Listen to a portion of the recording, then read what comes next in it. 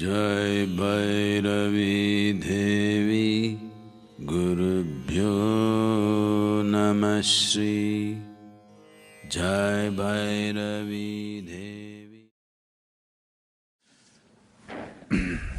First of all, what is it that you're calling as enlightenment? See, a moment of oneness that people may experience cannot be considered enlightenment. If that is a thing, we have hundreds and thousands of people who have gone through Bhavaspandana, who have known moments of oneness. Seeing that moment of oneness, if we have to use an analogy, how it is, you are living in an enclosed area. Now you went on a trampoline and just jumped up and jumped up and jumped up. One leap really took you very high and you looked beyond the wall and you saw something incredible. But you fell back on the trampoline. You have to work on the trampoline, work on the trampoline, work on the trampoline, once in a way again. This glimpse changes your perception. Once you have seen that, the way you look at life changes because you have seen that for one moment. The way you respond and conduct yourself in the world will change. But this cannot be considered enlightenment. Now, you have to build a ladder and cross the wall. Just jumping and looking is not enough. So if you cross the ladder, if you cross the wall, if you climb the ladder and cross the wall, then you can't retain the physical body. If you raise beyond a certain pitch, if your energy is raised beyond a certain pitch, then this physical body cannot hold it anymore. So, for 99% of the enlightened beings, enlightenment and the moment of leaving the body are same. So they don't stay usually. Those who wish to stay, one thing is people who have understood or who have mastery over the physical system, only they can hold on to the system. Generally, it is only people who are on the path of Kriya Yoga who can hold on to the body because they understand the mechanics of the body, they know all the tricks of the body, so they hold on to the body. Other people who work to this level of intensity either through awareness or through devotion or through any other means, if they attain to that, either through action, devotion or awareness, if they attain to that, they cannot hold on to the body, they have to leave the body. So most enlightened beings, 99%, will leave the body at the moment of enlightenment, you will never see them again. Otherwise, you will have to play many tricks to hold on to the body. You heard of Ramakrishna Paramahamsa? You heard of Ramakrishna?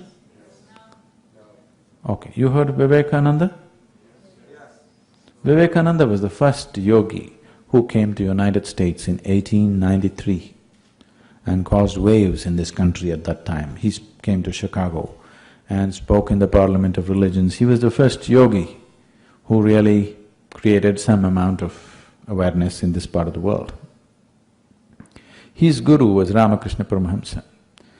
Ramakrishna is a very crystallized consciousness, but for him to retain the body was always a struggle. People, in his own lifetime, people saw him godlike. People really saw him as God, they worshipped him. He was a very simple, uneducated man, but he lived in such a way that people really worshipped him. But he was mad about food. He will be talking to his disciples, spiritual discourse, he'll say, just wait, 1 minute. He will go and ask his wife, what's cooking today? His wife Sharada used to feel ashamed, what is the problem? Even I'm not thinking about food, why you? You're God for us, why are you like this? He said, it's okay, what's cooking? One day she felt so terribly ashamed of him. She told him, I'm ashamed of you. Why are you just stuck to food like this? Ramakrishna said, one day when you bring the thali means that part of the country, you know, in India we eat in such large plates, very large metal plates, and food is preserved and brought, so it is called a thali. So he said, when you bring the thali, if I don't show any interest, if I look away, you must understand I have only 3 days left. Almost 6 or 7 years after this incident, Ramakrishna always ate on a swing. This is also part of the Indian thing. You know, in our homes we have large swings, like something like 3x8 kind of swing. It's usually in the afternoons people sleep on it, they take a nap on it and the whole family sits on the swing. It's almost all our homes usually have these swings. Even today I have these swings at home. Very large swing where 5, 6 people can sit on the swing and gently go about. That's part of the family excitement. You can't swing it hard because it's inside the building, just gently you can sway. So he always used to sit on the swing and have his lunch. So on that particular day, Sharada brought his lunch and he showed no interest, he looked away from the food. Suddenly he was not interested in the food. Then she broke down and cried. She knew only 3 days. He said, no point crying now, it's up, the time is up. So for him, food is not the big deal for him, but he consciously created this desire continuously to hold on to his body. This was his way of somehow, without a desire you can't stay. If he closes his eyes, he'll be gone. So he constantly created a conscious desire for food all the time, making himself crazy about food, consciously, as a device. One afternoon, I just went and sat on a small hill, which was in a town where I grew up. Till that moment, I always thought, this is me and that's somebody else. I had no issue with that somebody else, but that is somebody, this is me. For the first time, I did not know which is me and which is not me. What was me was just spread all over the place. I thought this madness lasted for 5–10 minutes, but when I came back to my normal ways of being, 4.5 hours had passed. I'm sitting right there, fully conscious, eyes open. I sat there around 3 o'clock in the afternoon, it's 7:30 in the evening, sun has set, and I thought it's only 10 minutes, but 4.5 hours had passed. For the first time in my adult life, tears were flowing to a point where my shirt is completely wet. Me and tears were impossible, I'm like this. I've always been happy, that's never been an issue for me. I was successful with what I was doing, I was young and no problems. I was fine. But I'm bursting with another kind of ecstasy which is indescribable. Every cell in my body is just bursting with ecstasy. I had no words. When I shook my head and tried to ask my skeptical mind, okay, what's happening to me? The only thing that my mind could tell me was, maybe you're going off your rocker.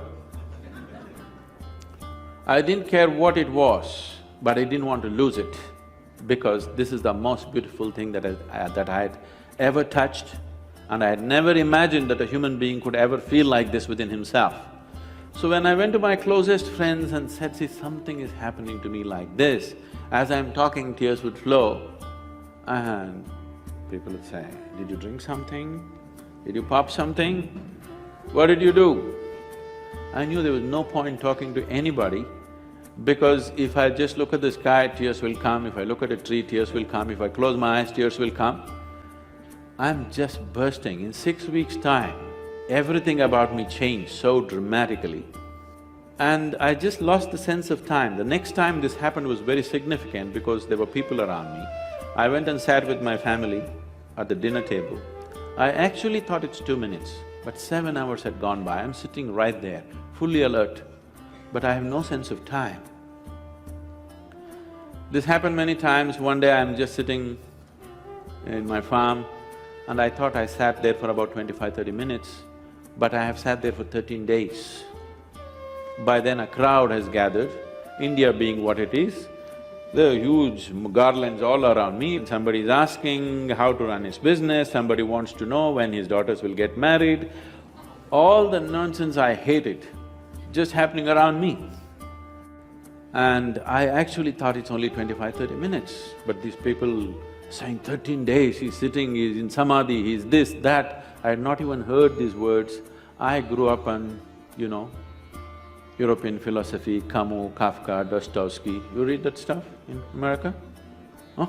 And being 60s, Beatles and this and that, I grew up like that. Me and spirituality are another world, there's no chance of me going there. So I had none of these vocabulary, samadhi, this, that stuff in me. People are saying, oh, he's in this kind of samadhi, he's in that kind of samadhi, you touch him, this will happen, and people are trying to grab me So the only thing that I could do was leave the place and travel out, just to escape this, because I couldn't figure what's happening around me. Why I'm telling you this story is, this is possible for every human being. It's my wish and my blessing. This must happen to you. Whether you climb Mount Everest or not, whether you become the richest man on this planet or not, your experience of life on this planet should be pleasant. You must live blissfully and go. That must happen to every human being. Everybody deserves it and everybody is capable of it.